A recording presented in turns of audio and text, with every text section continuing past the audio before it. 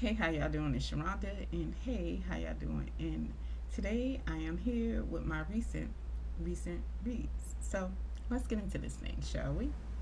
Hey, how y'all doing? I hope your week went well, and I hope your weekend is going or getting even better. I wanted to say getting even better, but I was just like, that don't make any sense. But anyway, I hope your weekend is going even better. So yes, I am here with my recent reads.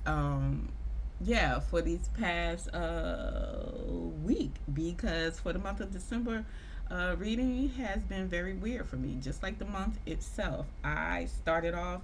Um, yeah, the month started off super slow or no reading at all for me. I was, I think I got like one ARC done, but this past week I was able to get some reading done. And as I have said previously, doing a combination of listening and doing some physical reading as well has been a tremendous help for me, and it was super helpful this past week.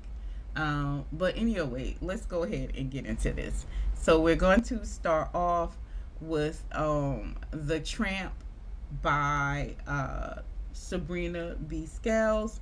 This is a fairy tale retelling, the Lady and the Tramp vibes. Okay, inside of this book we have Layla and Baja. And inside of this book, it's kind of like has kind of like a classism thing going on. We have people at the top, and of course, we have people at the bottom. Okay, and it's in the fictional town of Armory Hills. Layla's at the top, Baja's at the bottom. And basically, inside of this story, Layla and Baja meet when her aunt is trying to, you know, introduce Layla to Baja. But Baja and Layla kind of like unexpectedly meet um, first before the introduction, because Layla was kind of like, what is considered on the wrong side of town, and a situation happens, and she runs into Baja. And yeah, Layla is not impressed. She's just like, no, no, no. So when Baja shows up at her family's house for dinner one night through this introduction that her aunt is trying to get going on, Layla's like, no, no, no, nope, nope, nope, nope, nope. I'm good, my guy. No, no, no. But Baja is not to be stopped. He is attracted to Layla, even though they have these differences in life. He's gonna do his best to try to win her over. I like this book. I thought it was super cute. Did you guys see where Arthur said she didn't like anybody calling her book? She was kind of like offended because somebody said her book was super cute and super short. Crazy. It's kind of like, girl, you better take what you can get. And I say that a lot about a lot of the books I read. I say the books are cute, especially if they're like short books, novella or novelette length. I say that a lot about a majority of the short books I read. So why are you offended, Miss Ma'am? Crazy. But anyway, let's get back to this book.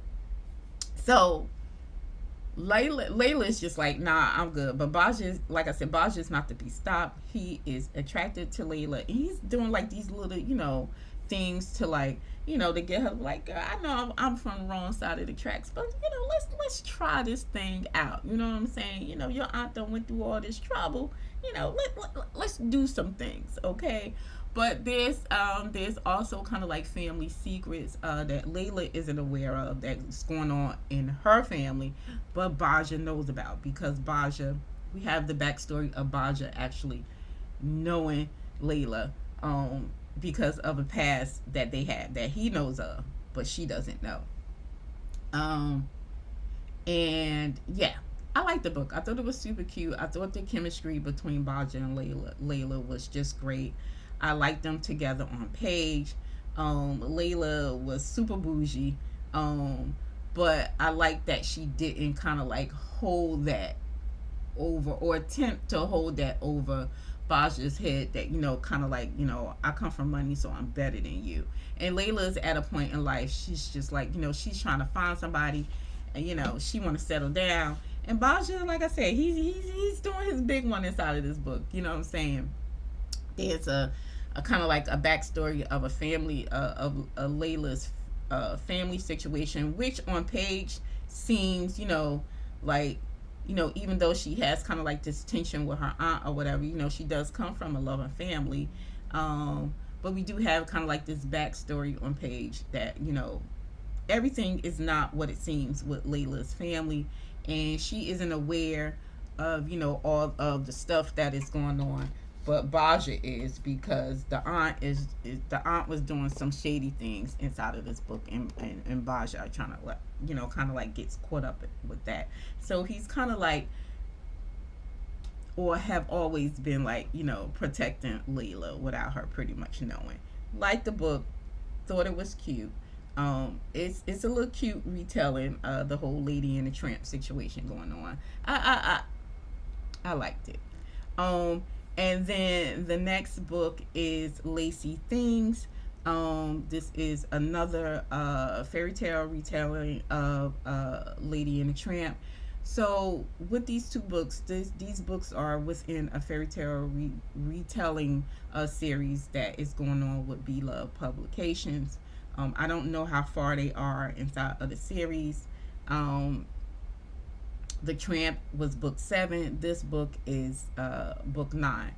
And Be Love Publications, for those who don't know, is a indie black romance publication. So, and the authors, some of the authors was in this publication, wrote books for it. But anyway, inside of this book, we have Laycie and Dallas, who are our main characters. And inside of this book, Laycie is city girl who ends up moving back to small town that she was from. Laycie is having some, she's having a tough time at life. She's about to turn, she's about to get up in her 30s, but she's kind of like, just flip flapping throughout life.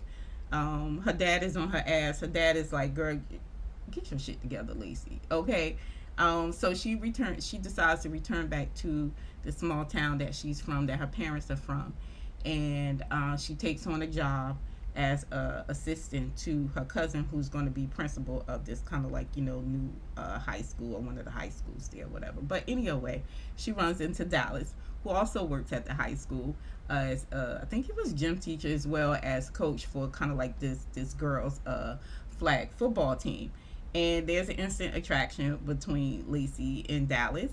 Problem is, Dallas was community peen. He got around town, okay? So he has kind of like that that past on his back. But Dallas wants to settle down. He wants to have a family. He owns this house, but on this beautiful land, and he bought it because he wanted a big family. He wanted a wife and stuff like that. But he's trying to live like this kind of like, community peen bad boy image down. He wants to settle down, but in a small town, that's kind of like hard to do. Okay, so Laycie shows up, and these two decide to go inside of kind of like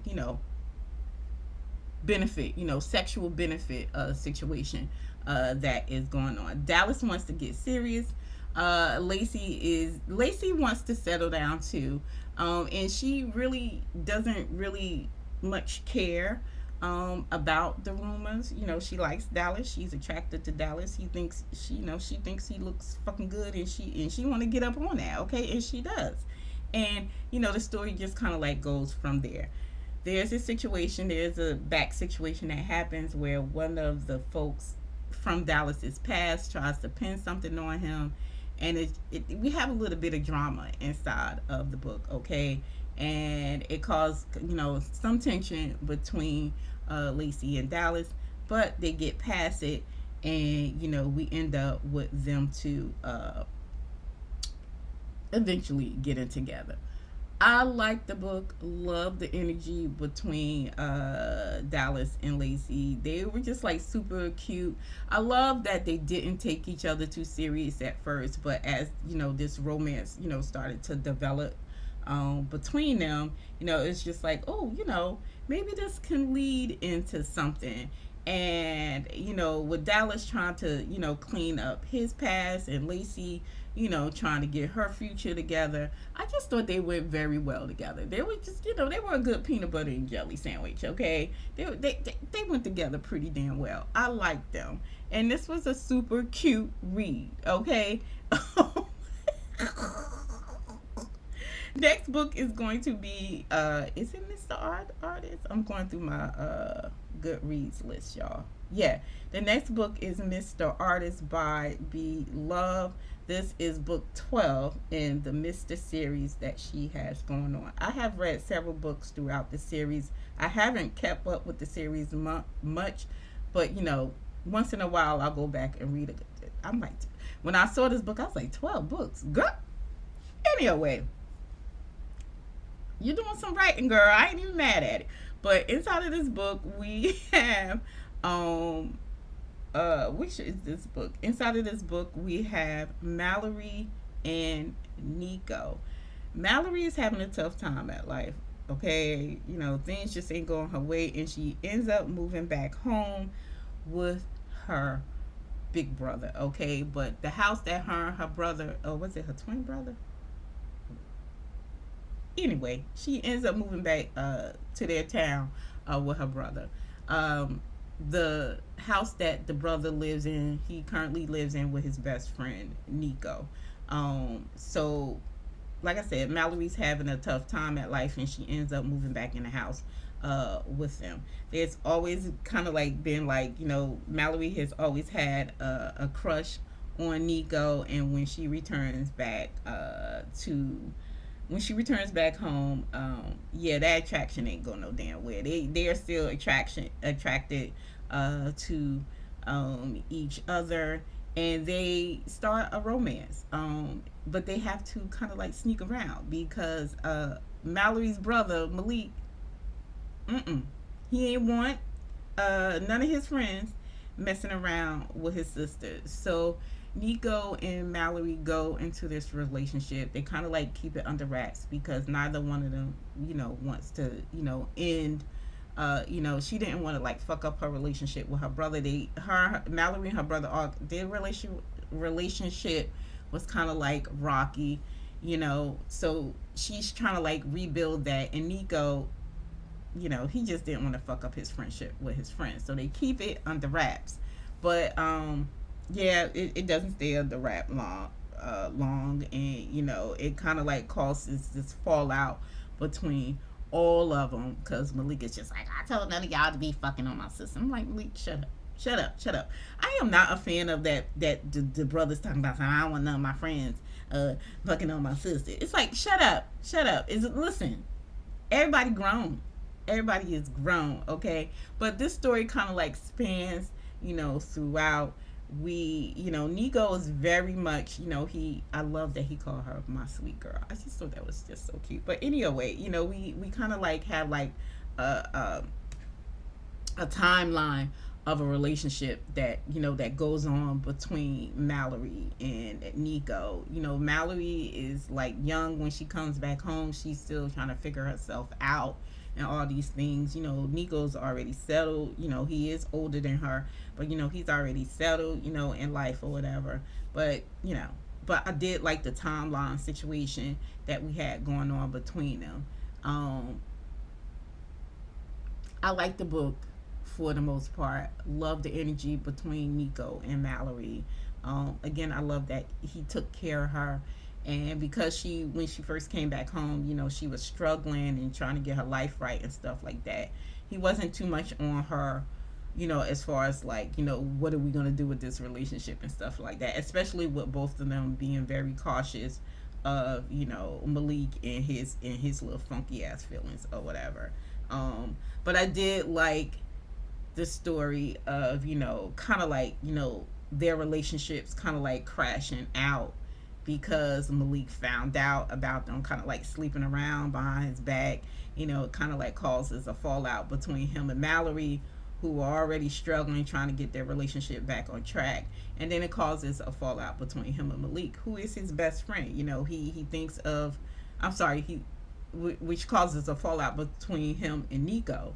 And Malik kind of like and Nico, they consider each other's not just best friends but brothers. You know, they always have been around each other, taking care of each other through some times or whatever. So, but it was good to see kind of like the time lapse in the growth of not just Nico and Mallory, but Malik as well throughout this book. You know, as they got older, and as you get older, you think differently about relationships than you did when you were younger, and all that other stuff. So, like I said, for the most part, I liked the book.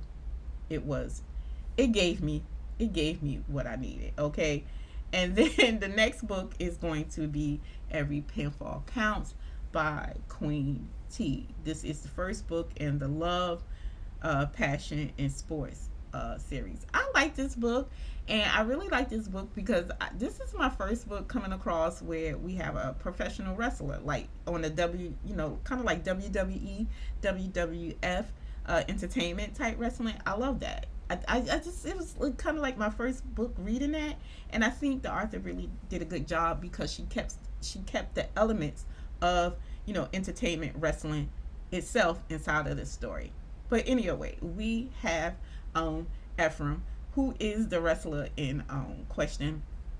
Ephraim is 37 years old, okay? So he's at a point in life where he wants to get married and settle down. He's trying to find, like, a woman or whatever.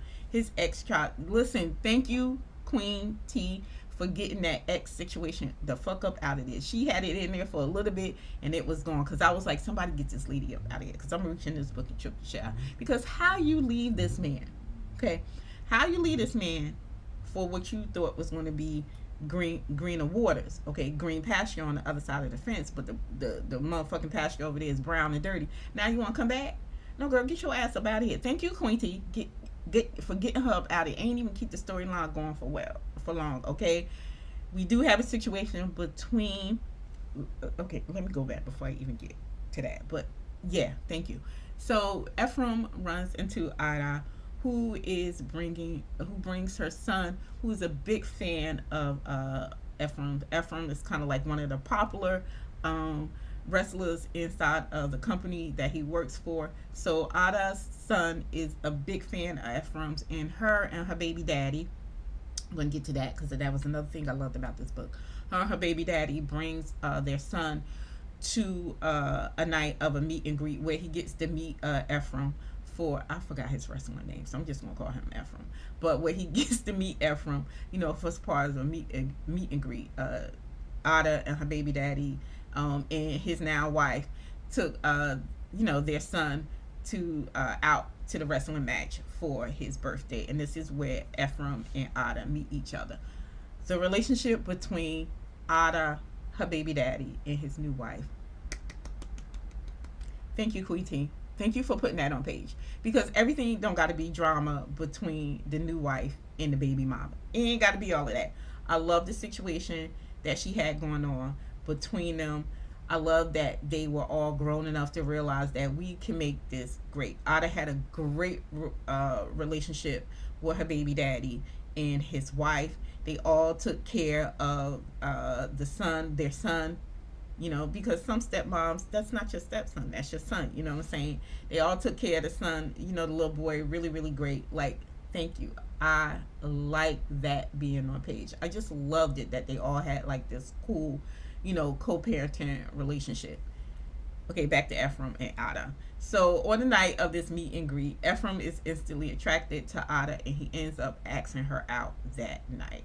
And Ada was gonna turn him down, but little kids always in your business, calling you out. And her son was basically like, "You ain't got no life, mommy. So just go ahead and going out with my wrestling idol." Okay. This was a really cute book. I liked it a lot. I also love the fact that the author included Ada's son inside of the dates that he decided to have with Ada. I love that Ephraim saw them as a package deal. Like, she got a son and I'm going to include him because I want this lady. And I love that she had that on page as well, that the son was included in some of their dates. I thought that was cute, especially the first date. Like, Ephraim was just awesome. Okay, he was just a really great male character on page. Love this story. Love the energy between Ada and Ephraim. Everybody was just really super great. And I just love the whole wrestling element. I love that she kept all that inside of the book. Like she had that on page as well. And I like that. This was one of the better books that I read this week. Just it was one of the, I won't say better books, but I will say it was one of the top books that I read this book. I just really loved the whole thing. Okay. Next book we have is Marked and Claimed by Charlie Harper. Shout out to my girl Shays and Pages for this recommendation. She knows I am on my paranormal you know, thingy. So thank you, girl. But anyway, inside of this book, we have Nissa, Darius, excuse me, and Zarek. Okay, and Nissa ends up. They are all wolf shifters. Nissa is a little bit different because Nissa is a hybrid. She's a mix between a wolf shifter and fae. Clock it. I love that. Okay, that's kind of like the first thing that I noticed, and I was just like, okay. And the first thing that this is that like that type of mix of a hybrid. I don't know. I probably ran across it before. I read so many goddamn paranormal books. Shall be forgotten, be forgotten, be forgetting. But yes, okay. But anyway, inside of this book, Darius is alpha of his pack, and Zarek is his beta. We kind of find out that Nissa is both of their fated mates. Okay, I like this book. This was super super good. This is another top read this week for me. I like the book. Love the situation between Nissa and her fated mates. I liked that she did not fight it when so what happens is they come in contact with her because Nissa is part of a rogue pack, okay, because of her dumbass dad, okay, and she ends up being taken captive by another pack, and when Darius's pack is fighting with her daddy and the other rogue wolves, the daddy is just like, oh my god, you know, Darius and Zarek and them when they fuck some shit up. But anyway, so they end up overcoming the rogue wolves, and you know, Nissa's daddy is just like, oh, y'all gotta help me save my daughter, like, oh Jesus Christ. So they end up going to save her. They all, when they end up rescuing Nissa and you know some other people that were captive or whatever, Zarek and Darius realize that they are all fated mates, and it's kind of like just goes from there. This is another short book. I think this was more like novelette length, but either way, even though it was novelette length, I do like what she did inside of the story. We kind of find out that Nissa, this is where we find out, like, once they are realized that they are fated, mated, all of them to be together, Nissa ends up going back to the pack with them, and they're trying to like figure this, you know, this situation out or whatever. And this is where we find out that Nissa is a hybrid between fae and wolf shifter, and her daddy has been holding some secrets. I'm like, dude, the fuck. Now, I will say with this story, I do feel like the author needed more world building inside of this book. We needed more information on the fae that Nissa's daddy had done, you know, fucked with, and you know, Nissa's mother, because Nissa's mother was fae. So we needed more information. We needed more backstory on that.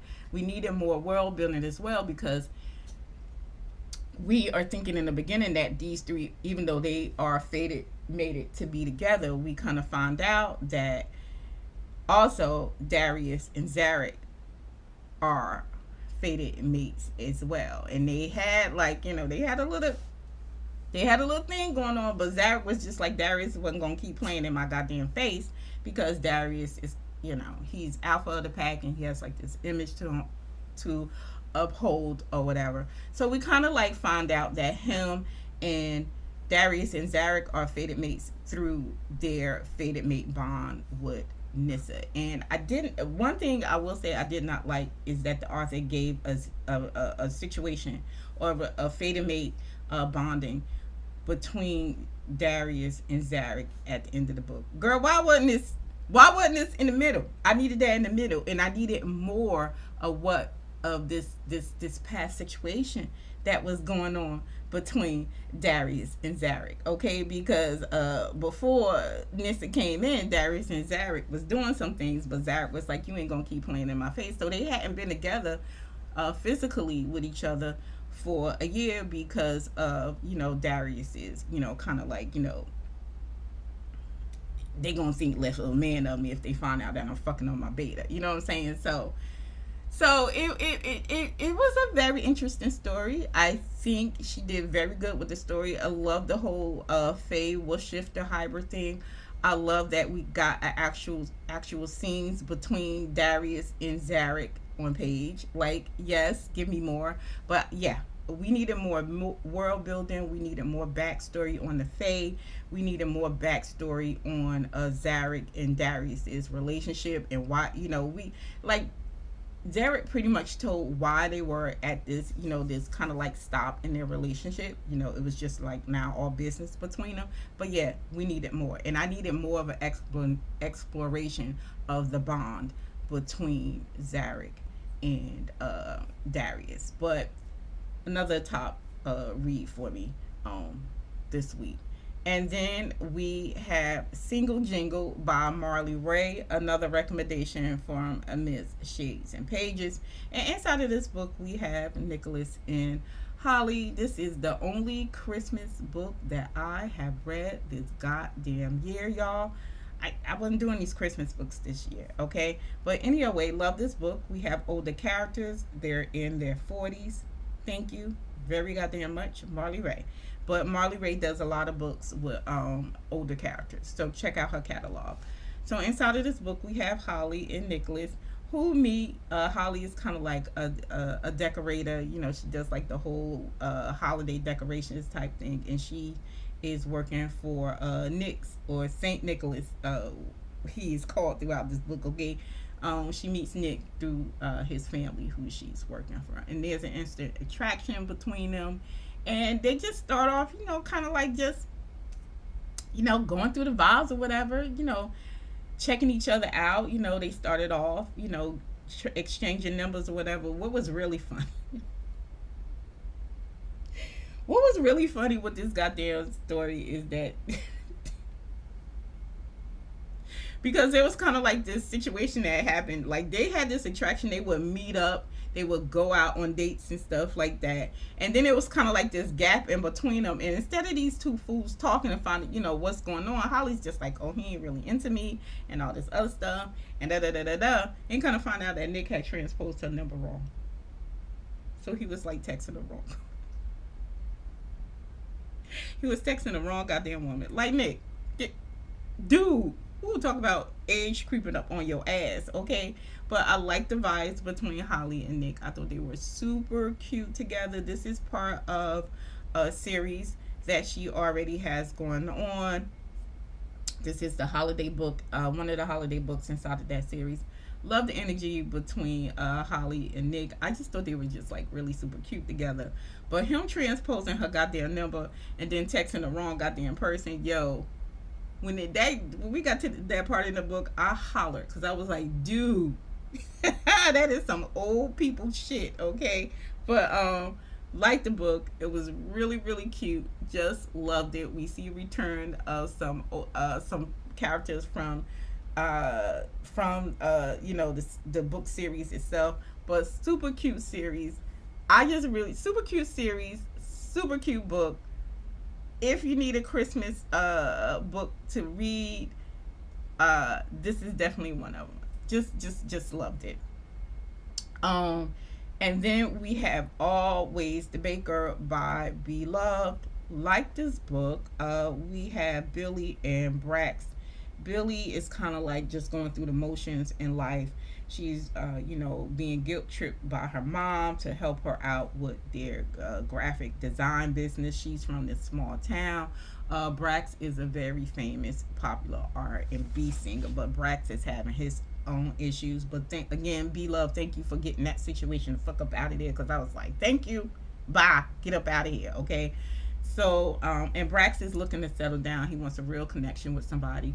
And Billy had a situation with her ex. He just yo, that dude was just like, you is not on my vibe, girl. We is not on the same level. I got to leave you alone. So, but Billy comes to find out that, he ends up being engaged not too long after they marriage, and then the new fiance wanted Billy to make the cake. You know, Billy's dealing with a goddamn lot, okay? And she is convinced by her best friend, listen, just go take a mini vacation. There's this whole art situation going on. Go take a mini vacation, and come back and just kind of like reevaluate things or whatever. But anyway, she ends up taking this vacation in the city park of this area that they live in, and she runs into Brax. And her and Brax kind of have like this little romance that's going on while Billy is away. And but what had happened was, or is that Billy is not being 100% truthful with Brax about her life, and where she is at in life, because it's like her ex was always on her about her not being at her full potential. And then she's just like, Billy had a lot going on, okay. So she wasn't being very truthful with Brax about her life. She was lying a little bit. And now that they are starting to feel one another, the longer that they stay around each other or whatever, now she realizes that she has to start being truthful with this man, about her current life. And it goes from there. I like the story for the most part. I love the energy between Billy and Nico. I'm sorry, between Billy and Brax. I thought they had good energy on page. These characters were like super young, so but I got Billy's situation and how she just felt like, the way her mother was guilt tripping the fuck out of her. Like, I went through all these hours of, that type shit. I went through all these type hours of labor with you, and the least thing you can do is help me and your daddy at the shop. Lady, hire some help. Let this girl go live her life. Like, crazy. The mother was doing some crazy work, okay? But for the most part, I like the book. Again, like the energy between Brax and Billy. I love that she didn't stay too long on the whole situation when Brax found out that that Billy was lying to him. We do like get like a breakup, third act breakup between them, but they get it together. And yeah, for the most part, I like the book. And then last but not least, we have Seeing Red by Sean. This is a new release by her, and this is a male female romance. Oh my god, this is a fairy tale retelling. This is the second book in her series Bliss Peak, which is a town, imaginary town that she came up with, which is like this little small black mountain town in North Carolina. Yo, I like this book. This was super good. I think this is a retelling of Little Red Riding Hood. So inside of this book we have Noah, Grayson, and Red. Okay, Red returns back to Bliss Peak. Her grandparents are in the first book. Her grandma, her grandpa are in the first book. Read the first book to find out who they are. They're kind of like side characters in the first book. But she returns back to town to catch up on to visit her grandparents. And then she is a writer as well, so she uses her aunt, I think it was her grandfather's sister or whatever, but anyway, her aunt left property for her and her sister. Red is also grieving. She lost her sister. There's mention of death, of familiar death inside of this book, so take that into consideration as a trigger. So she is, she's grieving for that as well, and she's always also trying to get her writing career back on track. So she returns back to Bliss Peak to do this, and she runs into Noah and Grayson, who are her the little cabin that she's staying at throughout the story. They are her neighbors, and inside of this book, Noah is bisexual. Grayson is straight, but we do have bisexual awakening inside of this story through Grayson, through Noah and Grayson's relationship. Okay. This book is so good. Okay, I really enjoyed it. Also, trigger warning: we do have familiar abuse or parental abuse on page through Noah's backstory. Noah has a very strained and terrible relationship with his parents. His parents were they weren't pretty much they weren't physically abusive, but they were verbally and emotionally abusive towards Noah, and this got Noah having kind of like a self-deprecating feel about himself. He didn't feel like he deserved love. uh he took people talking to him, kind of crazy sometimes, especially mainly his parents. um and him and Grayson have been friends for a very long time. So Grayson Noah ends up moving in with Grayson when he goes through his last breakup. And Grayson has always taken care of Noah, had no problem taking care of Noah. He knew it was supposed to be a temporary stay, but it ends up being much longer than that. And then we have Red, who comes into play when she runs into Noah one day when she returns back to town, and a funny situation happens, and she runs over to their property to get help. And this situation, this relationship starts to develop between them. I really did enjoy the energy between all three characters, but I'm telling y'all right now, I love the energy between Noah and Grayson. I love that the author explored that, and I love that she put on page that not that Grayson questioned his sexuality, because he always considered himself straight. But him questioning was like, have I always been bisexual? you know and I love that she put on page that Grayson questioned, you know was this attraction that did I always have these feelings for Noah? Or and why did it come into play once him and Noah started having this relationship with Red? You know what I mean? So I love that she put all those questions on the page.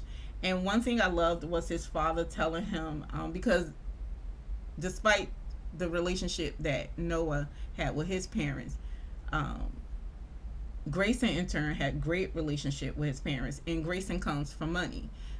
So, but anyway, I love that Grayson's father told him, why are you trying to put a label on anything? Why are you labeling yourself? Just take this relationship for what it is, and maybe you have always been attracted to Noah. And But yeah, why label it? Why put a label on it? Why worry about it? It is what it is at that point. Just explore what is happening now between the three of you. But yeah, I love that conversation that Grayson had with his dad, about what he was starting to feel towards his best friend. And I don't even know if Noah also was questioning too, because Noah was going through his own things. He was doing a little bit of sleepwalking or whatever, and he always found himself in Grayson's bed or whatever. And I love that they both started to question, like, through this relationship that they were now having with Red, what is going on between us? Like, has this always been here? oh my God, what's going on? But I love that she explored it. I love that she put the physical aspect of Noah and Grace's relationship on page two. You know, a lot of readers want to call themselves diverse when it comes to this, you know, this whole reading thing or whatever. But I don't think a lot of people, especially within, you know, the black romance genre, a lot of readers aren't comfortable. You know, they'll read a male relationship as long as the two men are fucking on a woman, right? But when it comes to, you know, these two men having a physical relationship, you know, on page, you know, a lot of people are uncomfortable with that. And I love that with this book, with Sean's book, and with Charlie Harper's book, we actually see physical, you know, we see the physical between the two male characters, you know what I mean? And I like that both these authors explored that and put that on page. And I'm telling y'all right now, I like it. I like it, and I will, because that shit was hot, and I want to see more of it. Okay, but yes, this was a very good book. Love the energy between all of the characters. Like I said, check your triggers for, you know, death of a family member, with Red losing her sister, especially with the abusive themes that are going on inside of the book, with the abuse that Noah is receiving from his parents. I wanted him to check his sister more. Like, yo, his sister, I didn't like the fact that the sister was kind of like acting like she was oblivious to what the parents were doing to Noah. Like, there's no way you grew up in that house and you didn't see what your fucking brother was going through and didn't question it, or pull your goddamn parents coattails and be like, hey, like, enough. You know what I mean? Like, Noah needed backup, and I love that Grayson and Red were 100% down. Like, Grayson could no longer be around his family because Grayson was like, yo, y'all ain't gonna be talking to my dude like that. Like the fuck wrong with y'all? You know what I'm saying? Because Grayson's just like, I've never seen this. Like, the fuck wrong with y'all? Like, this is not how people are supposed to be treating your kids.